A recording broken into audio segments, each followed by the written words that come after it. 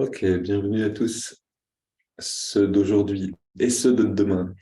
Donc, on continue avec cette lecture du livre Aimer et protéger, écrit par Asha Nayaswami, donc qui viendra mercredi, et donc qui est un recueil de témoignages de comment donc la prière et cette présence du divin euh, est intervenue dans la vie de certains. Et juste pour retrouver un petit peu ce qu'on a vu hier et avant-hier, donc avant-hier, un texte qui nous parlait de cet incendie et donc des prières d'un groupe de personnes face à cet événement qui ont pu apparemment, hein, invisiblement en tout cas, agir sur cet incendie. Et donc il y a quelque chose qui s'est passé ici qui a sauvé la communauté. Et puis, ce texte hier qui nous parle de l'intervention de ce guide intérieur, sans forcément qu'on consciemment lui demande de venir. Et qui vient quand justement, un petit peu chaque jour, régulièrement, on soigne ce lien avec cette intuition, avec ce guide intérieur. Ok, et on continue aujourd'hui avec un autre texte qui nous parlera plutôt de l'offrande. S'abandonner soi-même, justement. Donc, on va fermer les yeux pour commencer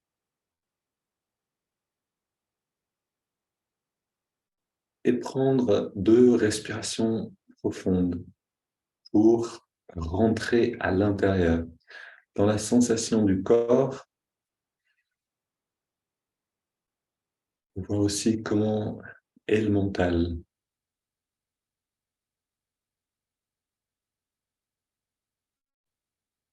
Là, et à force d'observer comment on se sent dans le corps et dans l'esprit mentalement au début de ces méditations guidées, vous pouvez peut-être voir que le fait de se retrouver en soi nous met sur une certaine fréquence.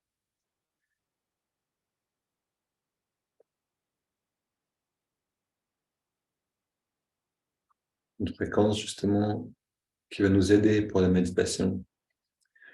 Et donc, on va encourager ce changement de fréquence, si on veut, en amenant l'attention dans le lobe frontal, à la jonction des sourcils, et intérieurement. Comme on a fait toute cette semaine et la semaine dernière, on demande à ce guide intérieur de se manifester à l'intérieur de nous, de nous faire sentir sa présence.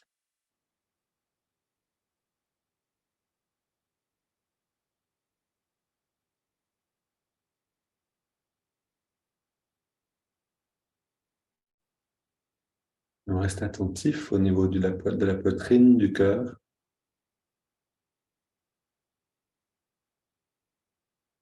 On n'attend pas un feu d'artifice ou quelque chose de spectaculaire, mais simplement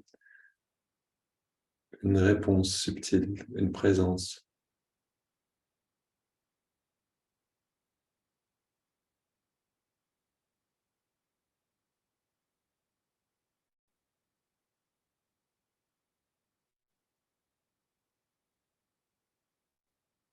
C'est un peu comme quand on est à l'école, quand on est petit, si ça vous est déjà arrivé, et puis on sait que notre grand frère aussi, il est dans l'école. On se sent tout de suite un peu rassuré.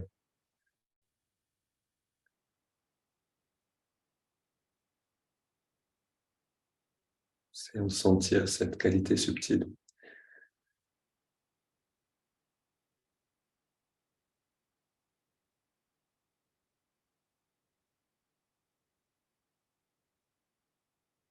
Et puis, en gardant justement cette perception-là, entrelaçons les doigts sur une inspire, expire, on pousse les mains vers l'avant, on arrondit le dos. On va rester là 2 respirations, on va aller un petit peu plus lentement aujourd'hui. On va aller chercher vraiment le maximum de chaque étirement. Puis on inspire vers le ciel et à nouveau on reste 2 respires. On va chercher au maximum de l'étirement.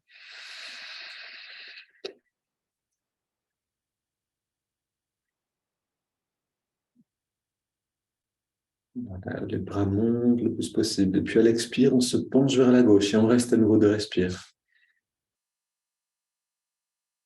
On va chercher un petit peu plus loin. On revient au centre et expire vers la droite. Même chose.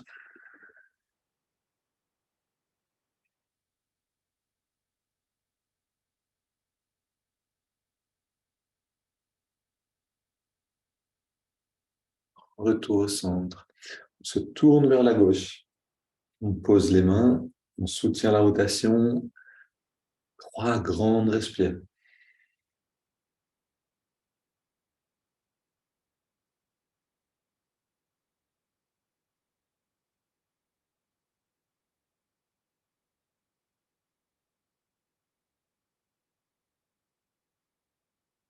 Et on revient au centre. Inspire, bras vers le ciel, on étire. Expire, on se tourne vers la droite. Pose les mains, on soutient. Et respiration aussi profonde que possible.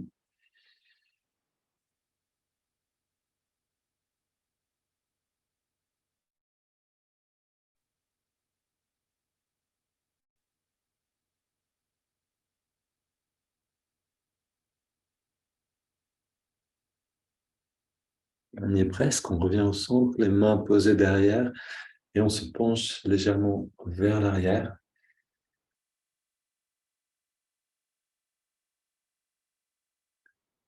Et petit à petit, donc on rapproche les épaules, les coudes, on pousse sur les mains, on ouvre la poitrine.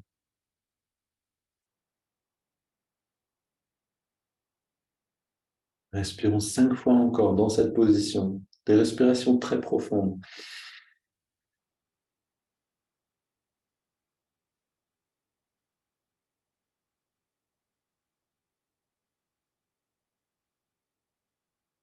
Protégez le cou. Et on revient au centre. On pose les mains sur les cuisses, paumes vers le ciel. On ferme les yeux, regard redressé. On inspire. Expire. Éventuellement, on arrête un petit peu de respirer. Si vous avez pris suffisamment d'oxygène avant, c'est possible. Et on laisse le mental s'apaiser et on plonge dans la sensation de l'étirement et de la détente du corps. Quand vous avez besoin de respirer à nouveau, faites-le.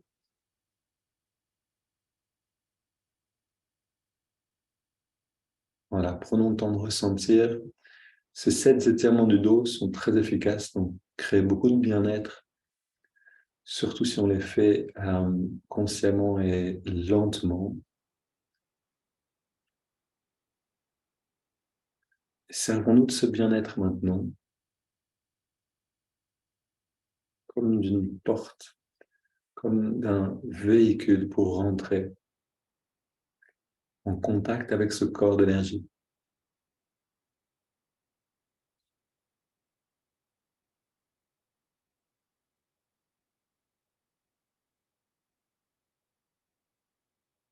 Et on prend une double inspiration par les narines, une contraction détente. On contracte tout.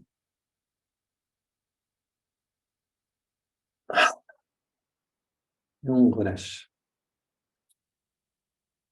Une deuxième.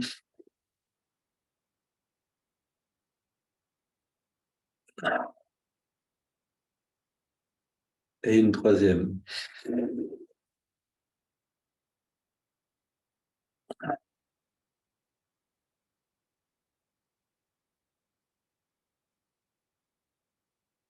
On inspire maintenant par les narines sur 5 pour harmoniser le cœur et le mental.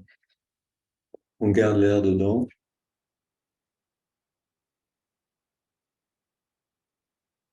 et expire.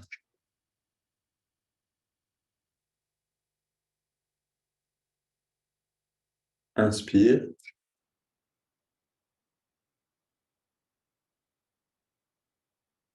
On garde.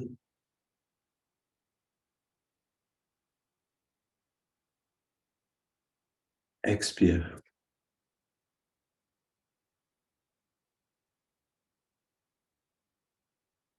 Inspire. Plus lentement. On retient.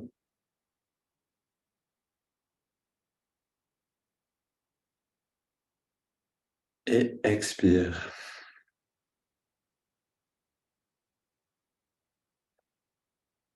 Prenons une grande inspire. Puis en laissant l'air sortir naturellement, on plonge dans ce bien-être. La méditation, c'est un état de bien-être profond, un état d'abandon de soi-même, dans le sens où, justement, on s'offre à la vie elle-même. La vie agit à travers nous et tout devient une offrande. Et l'offrande elle-même est source de bien-être. Gardons l'attention dans le lobe frontal pour écouter justement ce texte qui nous parle de cette offrande. Courant divin. Je me souviens vaguement qu'il y avait un panneau disant « Courant dangereux, pas de sauveteur ». Mais j'ai grandi au milieu des États-Unis et à 20 ans, je n'avais presque jamais vu d'océan. Je ne savais pas grand-chose à leur sujet. Donc le signe ne signifiait rien pour moi. C'était une belle journée ensoleillée en Californie au bord de l'océan Pacifique. Et la seule chose que je voulais, c'était de plonger dans ces vagues. En barbotant dans l'eau, je me suis délecté de cette expérience. Puis, tout a changé. J'ai été pris dans une marée montante et cela m'a éloigné du rivage. Je me suis battu contre le courant, mais il était trop fort. J'ai été emporté au large jusqu'à ce que les vagues déferlantes me secouent comme une poupée de chiffon. J'ai lutté et lutté, mais en vain. Je me battais pour ma vie et l'océan gagnait. Finalement, incapable de nager encore, je me suis retourné sur le dos et j'ai littéralement fait la planche. J'étais convaincu que je ne pouvais rien faire et que personne ne pouvait me sauver. Les vagues s'écrasaient autour de moi, mais je me sentais complètement calme. Je n'avais jamais pensé à ce que je ferais face à la mort. Avec le recul, je suis surpris de ma réaction. Je venais de commencer à méditer récemment et je savais que Dieu était là quelque part. Je n'étais pas sûr cependant du rôle qu'il pouvait jouer dans ma vie et quelle était ma relation avec lui. À ce moment-là, alors que je regardais le vaste ciel bleu, le soleil éclatant et l'océan qui m'entourait, je m'offrais complètement à lui. Pas de mots. Je ne demandais pas à être sauvé. Je ne priais pas non plus pour mourir rapidement. De tout mon cœur, je m'en suis juste remis à lui. Ce qui s'est passé ensuite semblait la chose la plus naturelle. En réponse à mon offrande, j'ai reçu la félicité. L'offrande égale le bonheur. C'est une leçon que je n'ai jamais oubliée. Baignant dans ce bonheur, il m'a fallu quelques minutes pour réaliser que je flottais maintenant dans une eau calme. Je m'y reposais jusqu'à ce que mes forces reviennent, puis je nageais dans un chenal d'eau calme jusqu'au rivage.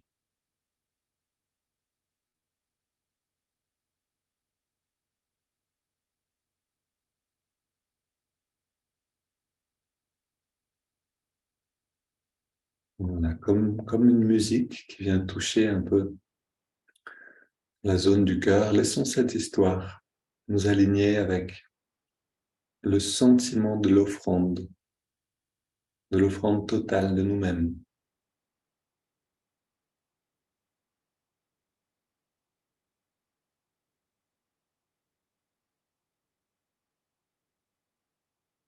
Et cette certitude qui est que si je m'offre entièrement, alors je serai entièrement guidé.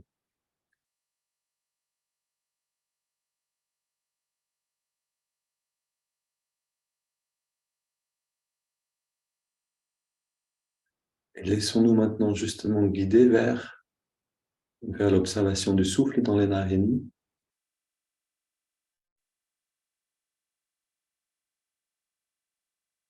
On redécouvre avec bonheur cette sensation de l'air qui rentre, fraîcheur de l'air qui rentre,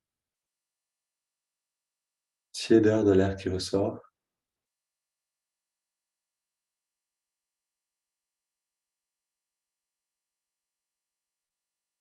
Et avec cette certitude que ce n'est pas nous qui faisons, mais on se laisse guider.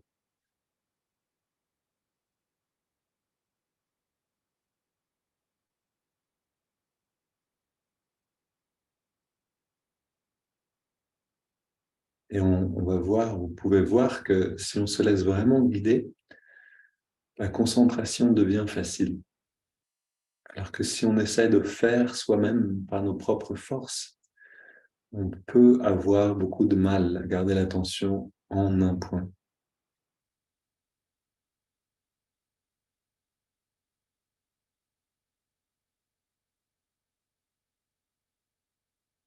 Laissons-nous guider et rentrer plus profondément dans cette texture de la respiration.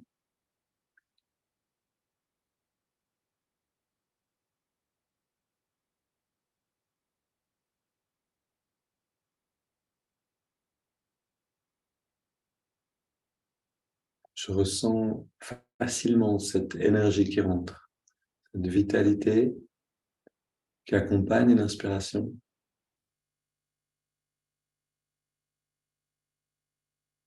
Et également, je ressens cette détente, cet abandon, cette offrande de soi qui accompagne l'expiration.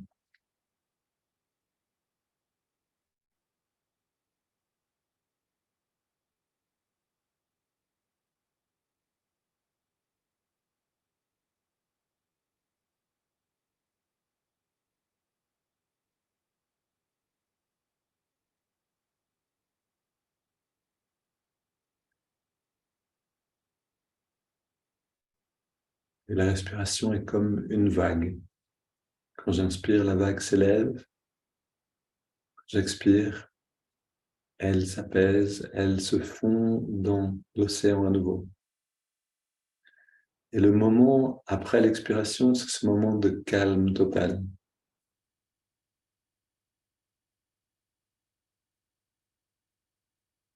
Laissons ce moment-là grandir naturellement.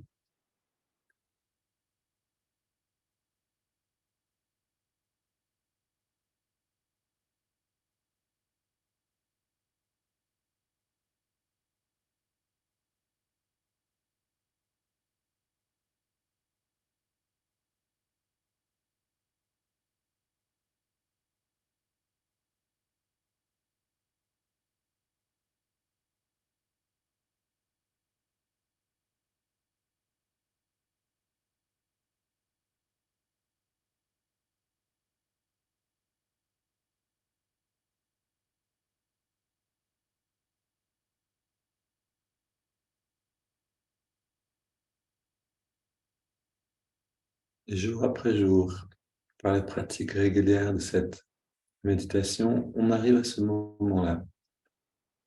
La détente, l'immobilité amène au retrait des sens et le corps, la perception du corps change.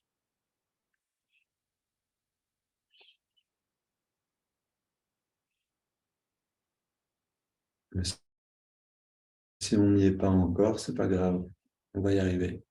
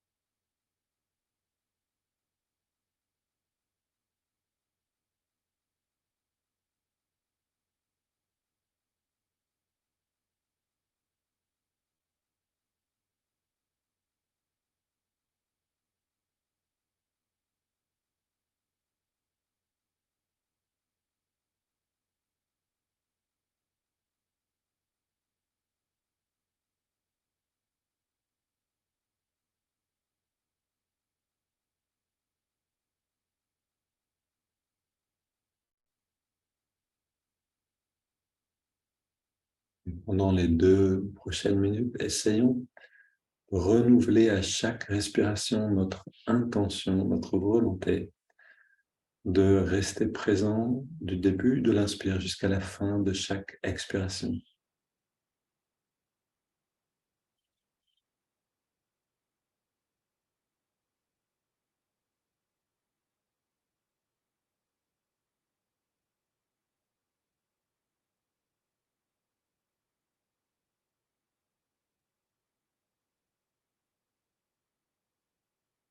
Dans l'attitude de l'offrande, de se laisser guider, tout devient facile.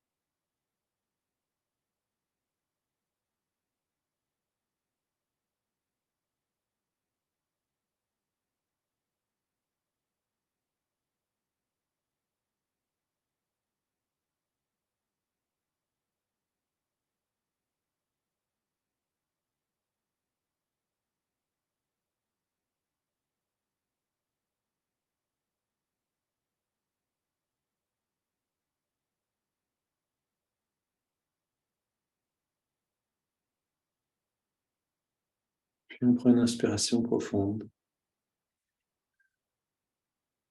3 expirations pour rentrer dans cette expansion. On abandonne tous les efforts. C'est le moment où on se laisse complètement guider dans une expansion naturelle de conscience et de bien-être.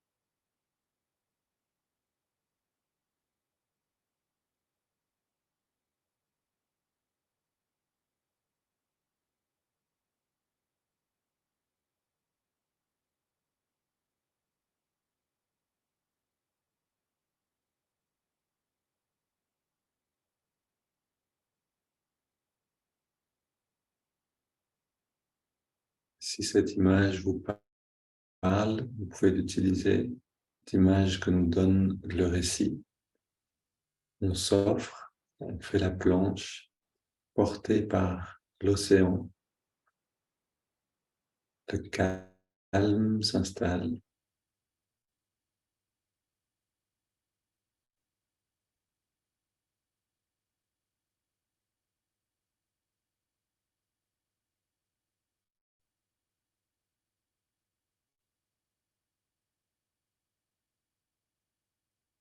Et le moment nous porte vers une perception toujours plus subtile, plus fine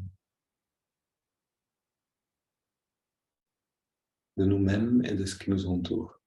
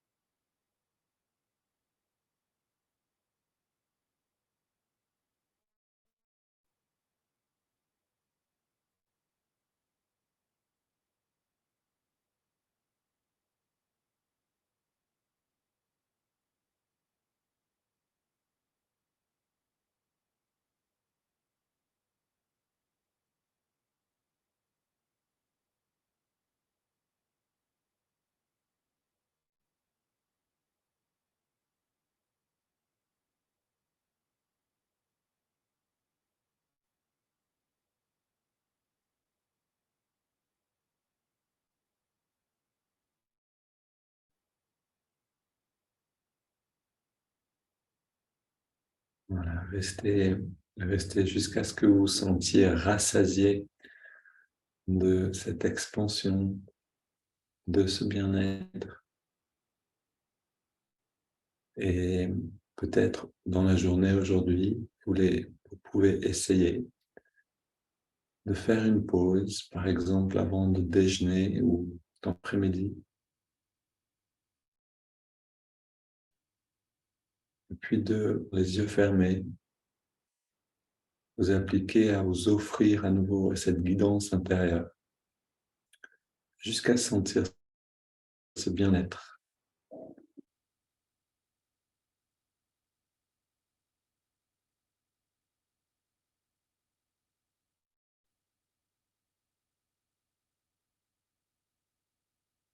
Une belle journée et à très bientôt, à lundi.